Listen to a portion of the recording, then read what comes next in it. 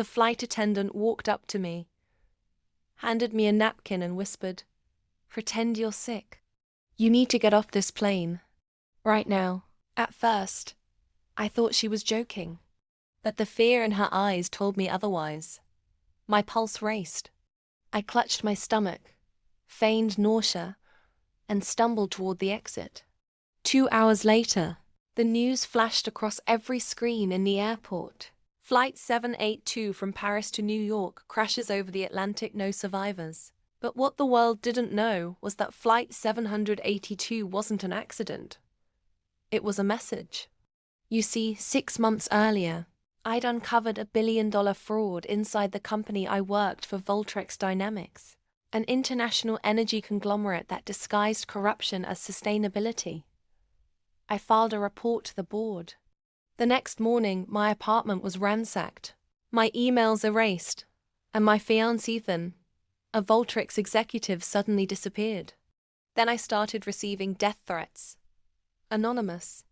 One even said, "If you value your life, stay grounded." When I finally regained my composure, I sought out the flight attendant. Her name tag read Amelia R., but no airline staffer by that name existed. The airline's HR department swore no such person worked that flight. That's when I knew.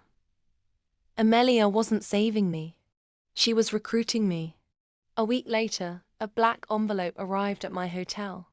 Inside was a USB drive and a note. They silenced everyone else. "It's your move now." The drive contained files, boardroom recordings, financial transfers, and video proof that Voltrex executives had intentionally arranged the flight explosion to erase incriminating witnesses. My fiancé Ethan wasn't missing. He was aboard that flight, seated beside the lead whistleblower, his final assignment. For days, I planned my revenge.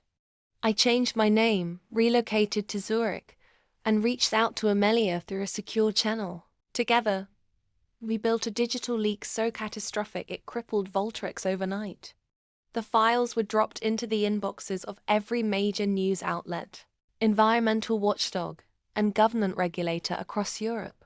Within 24 hours, Voltrex's CAO Ethan's mentor was arrested. The stock collapsed.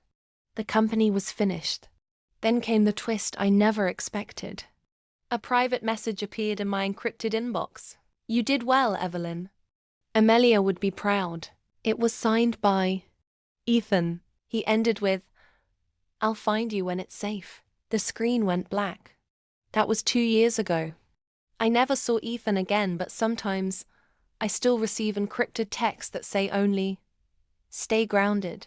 If you loved this twisty tale of revenge, deception, and rebirth, don't forget to subscribe to my channel.